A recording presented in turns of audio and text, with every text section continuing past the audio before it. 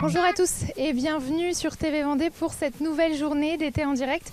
Aujourd'hui nous sommes à l'abbaye de Maillezais pour découvrir deux nouveaux spectacles qui vous sont proposés cet été. Le Marin du Marais et Rabelais l'extraordinaire. Et je suis avec Michel Duchemin, bonjour. Bonjour Alexandra. Vous êtes auteur, metteur en scène et comédien sur ces deux spectacles. Eh oui, tout à fait. Alors qu'est-ce que raconte, on va commencer par Le Marin du Marais, qu'est-ce que ça raconte? Le Marin du Marais, c'est une fiction temporelle. C'est-à-dire que vous avez un homme qui vient sur une barque et qui a appris au XXe siècle, car il vient du XXe siècle, que l'on pouvait voyager dans le temps sur une barque dans le Marais Poitevin. Il vient à la rencontre du public, il pense atterrir en 1643. Mais il se trompe, il atterrit en 2018. Il est gêné, du coup, parce qu'il voulait revoir son arrière-grand-mère, qui est la personne qui a sauvé l'ingénieur qui a fait que le Marais Poitevin existe encore. D'accord. Donc du coup, qu'est-ce qu'on va suivre dans ce spectacle? Son histoire, sa découverte de 2018? Alors la découverte de 2018, c'est juste un petit pont pour nous permettre de rencontrer le public et de l'emmener avec nous dans ce voyage temporel.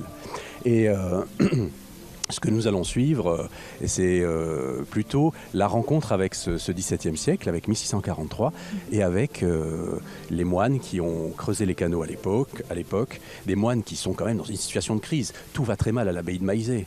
Elle est en ruine, elle est complètement défaite, et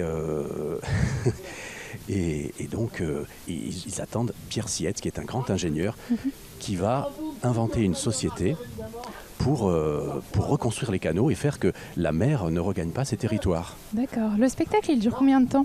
Il dure 33 minutes à peu près. D'accord. Si on parle un peu de Rabelais l'extraordinaire, quelle est l'histoire de celui-ci? Alors là, nous imaginons François Rabelais qui arrive à l'abbaye de Maillezais. Il est resté 5 ans. Et il n'avait pas encore écrit quand il est arrivé. Et François Rabelais était un homme extraordinaire qui voulait tout connaître, tout manger, tout vivre. Mais c'était un homme un peu pauvre. Mais il avait un ami ici, Geoffroy d'Estissac, qui lui, il avait fait ses études avec lui, qui lui était d'une grande famille, très riche. Et donc il a voulu le rejoindre, car il était à Fontenay-le-Comte chez les franciscains et il y était très maltraité. Or, Geoffroy d'Estissac, son ami à Maillezais, lui, au contraire, était assez riche et pouvait bien traiter ses moines. Et surtout, il y avait une énorme bibliothèque qui l'intéressait. Alors, François Rabelais arrive, il veut rentrer à l'abbaye de Maillezais. C'est difficile pour lui, il se fait accepter par son ami. Mais malheureusement, François Rabelais a déjà une vie un peu dissolue, une vie un peu compliquée, et il a des problèmes pour intégrer l'abbaye.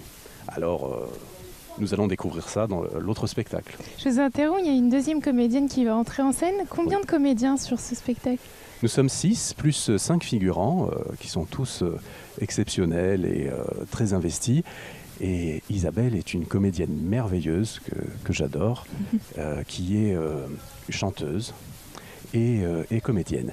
Et là, elle interprète Marie, qui est la fameuse arrière-grand-mère que notre ami l'aventurier, que vous voyez là-bas au fond, veut aller découvrir.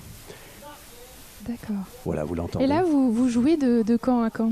Alors, nous jouons depuis le 8 juillet et jusqu'au 26 août, avec 2 jours de relâche dans la semaine, qui sont le vendredi et le samedi. Nous jouons en journée, à 11h30 du matin, 14h15, 16h et 17h45. Pourquoi des spectacles dans cette abbaye? Pourquoi déjà avoir choisi cet endroit et comment vous avez inventé ces spectacles? Alors c'est le département qui gère ce site et qui a toujours mené une politique culturelle très audacieuse pour mettre en valeur ces sites patrimoniaux. Et depuis les années 2001, il y a des spectacles dans ce site qui ont été divers et variés.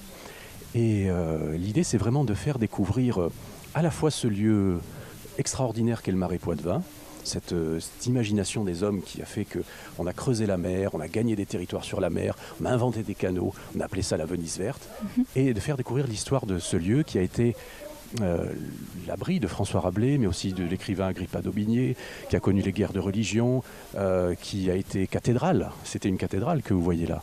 Et donc c'est une ruine majestueuse qui vraiment appel à l'imagination, appel au rêve. Est-ce que c'est un moyen aussi de découvrir l'abbaye autrement, de renouveler ce lieu qu'on peut avoir déjà visité ? Bien sûr, c'est-à-dire que vous mettez, grâce aux fictions, et c'est le talent du département de soutenir ces projets-là, vous mettez de l'humain, vous mettez de la profondeur, vous mettez du relief. Voilà. Alors on peut voir, on peut imaginer, donc on essaye, François Rabelais, quand il dit, regardez, ce moine, voilà. Là c'est notre moine apothicaire qui va intervenir dans le spectacle, parce que lui n'aime pas trop l'arrière-arrière-grand-mère dans l'histoire. Alors on va le sentir, c'est pas un mauvais bougre, hein, mais simplement en 1643, comment dire, les moines qui savent que leur abbaye ne sera plus cathédrale sont quand même assez tendus. Ça a pris combien de temps de préparer ces deux spectacles ? Les deux spectacles, il y a une phase d'imagination, d'écriture. Ça prend un certain temps, hein, plusieurs mois. Et puis après, notre équipe se connaît très bien. Moi je suis très fidèle dans mes projets avec mes comédiens. On se connaît bien, on s'aime. On connaît le site aussi tous, puisqu'on y a déjà joué les années précédentes.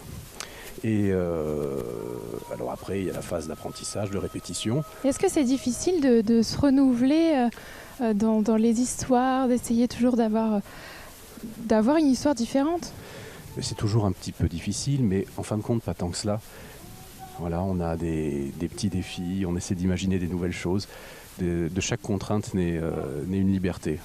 Vraiment, moi je suis très heureux des deux spectacles que nous avons cette année. Vous êtes comédien dans les deux spectacles, oui. Alors oui. Qui vous jouez ?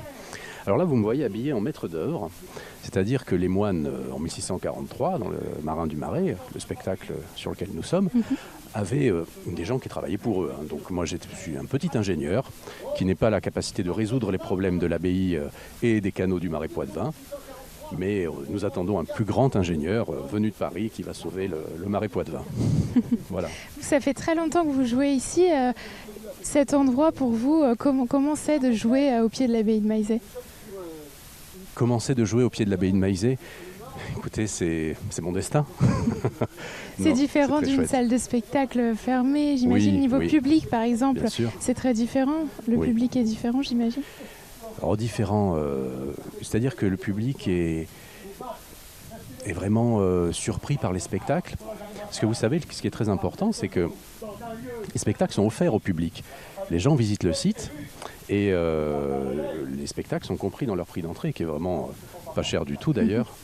Et les enfants peuvent venir, c'est gratuit pour eux. Et donc il y a une sorte de surprise. Les gens ne s'attendent pas toujours à avoir ce spectacle-là. Et en général, la surprise est heureuse, c'est quand même bien. Donc si on rappelle quelques informations pour venir voir ces spectacles, redites-moi les jours où vous les faites, à quels horaires ? Alors, tous les jours, sauf le vendredi et samedi.